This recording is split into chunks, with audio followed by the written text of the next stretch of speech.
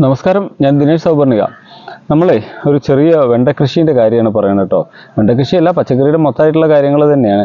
നിങ്ങൾക്ക് ആർക്കെങ്കിലും ഈ നഴ്സറികളിൽ നിന്നൊക്കെ ചെറിയ വെണ്ടത്തൈ ട്രയൽ മുളപ്പിച്ച് കിട്ടിയിട്ടില്ലേ? അങ്ങനെ കിട്ടിയിട്ടുള്ള വെണ്ടത്തൈ നമ്മൾ ഗ്രോ ബാഗിൽ നട്ട് കഴിഞ്ഞാൽ വളരെ പെട്ടെന്ന് തന്നെ അതിൽ കായ വരും. ചെടിക്ക് പക്ഷേ കരുത്തായിട്ടില്ല, പെട്ടെന്ന് തന്നെ കായ വരും. അങ്ങനെ ചിലപ്പോൾ ചെടി മറിഞ്ഞു വീഴും, പൊട്ടും. ഇങ്ങനെ സംഭവിച്ചിട്ടുണ്ടോ? എങ്ങനെയാണ് വെണ്ടത്തൈ നടേണ്ടത്? അപ്പോൾ ഞാൻ ഈ ഗ്രോ ബാഗിൽ 3 വെണ്ടത്തൈ വന്നിട്ടുണ്ട്. ഇത് ഞാൻ ചെയ്തിട്ടുള്ളത് എങ്ങനെയാണെന്ന് വെച്ചാൽ, ഈ ഗ്രോ ബാഗിൽ മണ്ണും അതേപോലെ മണ്ണിര കമ്പോസ്റ്റും ഒരു പിടി എല്ലുപൊടിയും ഒരു 2 ചിരട്ടയ്ക്കുള്ള വേപ്പുമണ്ണാക്കും അത്രയും കരിയിലകളും കൂടി ഇതെല്ലാം ഓൾട്ടർനേറ്റ് ലേയേഴ്സ് പോലെ മിക്സ് ചെയ്തിട്ടും ഒക്കെ ആയിട്ട് അങ്ങനെ നിറച്ചിട്ട് മെയ് 15-ാം തീയതിക്ക് ശേഷം മെയ് 20 കഴിഞ്ഞിട്ടാണ് ഞാൻ അതിൽ 3 വിത്ത് ഇട്ടത്. അപ്പോൾ ആ വിത്തിട്ടു മെല്ലെ മുളച്ചു വരുന്നു. മുളച്ച് ഇല വിരിഞ്ഞതിൻ്റെ ശേഷം ഞാൻ ആഴ്ചയിൽ 1 തവണ കടലപ്പിണ്ണാക്ക് പുളിപ്പിച്ചതിൻ്റെ വെള്ളം ഇതിൻ്റെ മേലെ തളിച്ചു കൊടുക്കും. സ്പ്രേ അല്ല, കൈ കൊണ്ട് ഇങ്ങനെ തളിച്ചു കൊടുക്കും. പിന്നെ ഒന്ന് പൊന്തി വിത്ത് ഇട്ട് തൈ ഇല വിരിഞ്ഞ് പൊന്തിയതിന് ശേഷം എല്ലാ 2 ആഴ്ച കൂടുമ്പോഴും എന്നുള്ള കണക്കിൽ ഞാൻ വേപ്പും പിണ്ണാക്കിൻ്റെ ഒപ്പം മണ്ണിര കമ്പോസ്റ്റും കൂടി മിക്സ് ചെയ്തിട്ട് വളരെ കുറച്ച് വേപ്പും പിണ്ണാക്കും കൂടുതൽ മണ്ണിര കമ്പോസ്റ്റും ഇട്ട് ഇതിൻ്റെ അരികിൽ ഇട്ട് കൊടുക്കും. സൈഡ് മാത്രം ഒരു വടി ഉപയോഗിച്ചിട്ട് ഒന്ന് ഇളക്കി കൊടുക്കും. ഇതാണ് എൻ്റെ രീതി കേട്ടോ. അത്യാവശ്യം നല്ലോണം മണ്ണിര കമ്പോസ്റ്റും ഒക്കെ വളങ്ങളെല്ലാം ഇട്ടിട്ടുള്ള ഗ്രോ ബാഗാണ്. അതിൻ്റെ മേലെയാണ് വിത്തിട്ട്. അപ്പോൾ വിത്തിട്ടിട്ട് ഞാൻ തുടർച്ചയായിട്ട് ഇങ്ങനെ കടലപ്പിണ്ണാക്ക് പുളിപ്പിച്ചത് ഒഴിച്ചു കൊടുക്കുന്നുണ്ട്. ജൈവവളങ്ങൾ മണ്ണിര കമ്പോസ്റ്റും ഇടയിൽ ഇട്ട് കൊടുക്കുന്നുണ്ട്. അങ്ങനെ ഇപ്പോൾ ഏകദേശം 45 ദിവസം ആവാറായി. അപ്പോൾ ഇപ്പോൾ ഇതിൽ മുട്ട് വന്നു. പക്ഷേ നോക്കുക, ചെടിക്ക് നല്ല കരുത്തായിട്ടുണ്ട്. ഇനിയും ഞാൻ നൈട്രജൻ വളങ്ങൾ, അതായത് പിന്നെ പച്ചക്കറി ചീഞ്ഞ സാധനങ്ങൾ ഇട്ട് വെച്ച് അഴുകിയതിൻ്റെ വെള്ളം ഡയലൂട്ട് ചെയ്തിട്ടും അതുപോലെ പിന്നെ കടലപ്പിണ്ണാക്ക് പുളിപ്പിച്ചതും ഒഴിച്ചും കൊടുക്കും, തളിച്ചും കൊടുക്കും. ഇതിങ്ങനെ തുടർച്ചയായിട്ട് കൊടുക്കും. ഇതിൻ്റെ ഇടയിൽ 2 തവണ മാത്രം ഒരു 2-3 സ്പൂണ്, വളരെ ചെറിയ സ്പൂണിൽ 3 സ്പൂണ് നമ്മളെ വെണ്ണീർ ചാരം അത്ര, അതായത് ഒരു വളരെ കുറച്ച് അളവിലുള്ള ചാരം ഇതിനിട്ട് കൊടുത്തു പൊട്ടാഷ്യൻ്റെ ആവശ്യത്തിന്. ഇത്രയാണ് ഇതുവരെ ചെയ്ത കാര്യം. ഇനി നിങ്ങൾ തൈ വാങ്ങി കുഴിച്ചിട്ടിട്ട് വളരെ ചെറിയ പ്രായത്തിൽ തന്നെ കായ വന്നിട്ടുണ്ടാവും, പല ആളുകൾക്കുണ്ട്.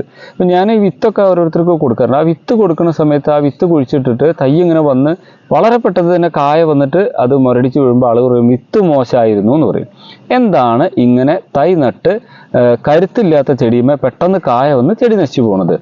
2 കാര്യങ്ങൾ. ഒന്ന്, വിത്തിൻ്റെ ക്വാളിറ്റി മോശമായിരിക്കും. വളരെ കാലം ഉണങ്ങിയിരുന്ന വിത്തായിരിക്കാം. അതിൻ്റെ അങ്കുരണ ശേഷിയൊക്കെ, മുളയ്ക്കൽ ശേഷിയൊക്കെ വളരെ പരിമിതമായ രൂപത്തിലായ ചെടിയാണെങ്കിൽ ഇങ്ങനെ സംഭവിക്കാം.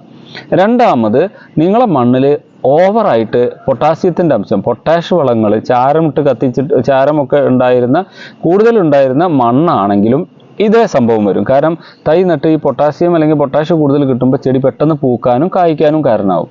അതാണ് ഒരു കാരണം. അപ്പോൾ 2 കാരണം പറഞ്ഞു. ഒന്ന്, വിത്തിൻ്റെ ക്വാളിറ്റി ഇല്ലായ്മ. രണ്ടാമത്, പൊട്ടാഷ്യൻ്റെ അമിതമായിട്ടുള്ള പ്രയോഗം അല്ലെങ്കിൽ മണ്ണിൽ കൂടുതൽ പൊട്ടാഷ്യം. മൂന്നാമത്തെ ഒരു കാര്യം, ട്രയൽ വളർത്തിയ തൈ, ട്രയൽ വളർത്തുമ്പോൾ ഒരു ലിമിറ്റ് വളേ കിട്ടുള്ളൂ. അപ്പോൾ വളർച്ച കിട്ടാതെ ട്രയൽ ഏകദേശം 1 മാസം 1.5 മാസത്തിൻ്റെ അടുത്ത് ഇരുന്ന ഒരു തൈയാണെന്ന് കരുതുക. 1 മാസത്തിലേറെ. ഞാൻ പറഞ്ഞു വിത്തിട്ട് 45 ദിവസം ആകുമ്പോഴേക്കും കായ വരും. അത് വെണ്ട ചെടി പച്ചക്കറികൾക്ക് പൊതുവായിട്ടുള്ള. പക്ഷേ നമ്മളിത് അറിയുന്നില്ല. നമുക്ക് കിട്ടുന്ന ട്രയലുള്ള തൈ ഏകദേശം 1.5 മാസത്തിലേറെ 1.5 മാസത്തോടടുപ്പിച്ച് മൂപ്പുള്ളൊരു തൈയാണ്. പക്ഷെ അത് പച്ചക്കറി ട്രയൽ ഇരുന്നിട്ട് അങ്ങനെ മുരടിച്ചിരിക്കുന്ന ഒരു തൈയാണ്. അതാണ് നമുക്ക് കിട്ടിയതെന്ന് വിചാരിക്കുക. ആ തൈ നമ്മൾ സന്തോഷപൂർവ്വം കൊണ്ടുപോയിട്ട് ഇങ്ങനെ ഗ്രോ ബാഗിൽ മണ്ണിട്ടിട്ട് വെക്കും. അങ്ങനെ ഗ്രോ ബാഗിൽ മണ്ണിട്ട് ഇങ്ങനെ വെച്ച് കഴിഞ്ഞാൽ അപ്പോൾ ചെടിക്ക് നല്ല വളം കിട്ടി ചെടി വളരാൻ തുടങ്ങും. പക്ഷെ ചെടി ഏകദേശം 1.5 മാസത്തെ വളർച്ചയുണ്ട്. ഏകദേശം 30-15 45 ദിവസം വളർച്ചയുള്ള തയ്യാണ് നമുക്ക് കിട്ടിയത്. അതായത് പൊടി തൈയാണ്, പക്ഷെ അതിന് പ്രായം 45 ദിവസം വന്നിട്ടുണ്ട്. നിങ്ങൾ ഗ്രോ ബാഗിലെ ചട്ടിയിൽ ഈ തൈ വെക്കുന്നു. ഉടനെ തന്നെ ചെടിയെ അതിൻ്റെ ആഹാരം മണ്ണിന്ന് വേഗം വലിച്ചെടുക്കുന്നു. അപ്പോൾ ആ സമയത്ത് തന്നെ ചെടിക്ക് അതിൻ്റെ പൂവിടാനുള്ളൊരു ഇതിൽ സ്റ്റേജിൽ എത്തിയിട്ടുണ്ടാവും. ഉടനെ ഫസ്റ്റ് പൂവ് വരുന്നു, അത് കായ പിടിക്കുന്നു, മറിഞ്ഞു വീഴുന്നു. അപ്പോൾ നമ്മൾ പറയും മോശം ചെടിയാണ്, കരുത്തില്ലാത്തൊരു ചെടിയാണ്, വിത്ത് മോശമാണ്, തൈ മോശമാണ്, അല്ലെങ്കിൽ ഞങ്ങളെ ചെടി നശിച്ചു പോയി എന്നൊക്കെ പരാതി പറയും. ഇപ്പം നിങ്ങൾക്ക് മനസ്സിലായിട്ടുണ്ടാവും ട്രയൽ വളർത്തിയ വെണ്ട തൈ വളരെ പെട്ടെന്ന് കായ്ച്ചിട്ട് നശിച്ചു പോകാനുള്ള ഒരു കാരണം. ഇനി മനസ്സിലാക്കുക, വെണ്ട പോലുള്ള സാധനങ്ങളൊക്കെ വിത്തിടുകയാണ് നല്ലത്. അല്ലെങ്കിൽ 10-15 ദിവസത്തിൻ്റെ ഉള്ളിൽ മാത്രം പ്രായമുള്ള ട്രേ തൈകളാണ് വെണ്ട കൃഷിക്ക് അനുയോജ്യം. മറക്കരുത്.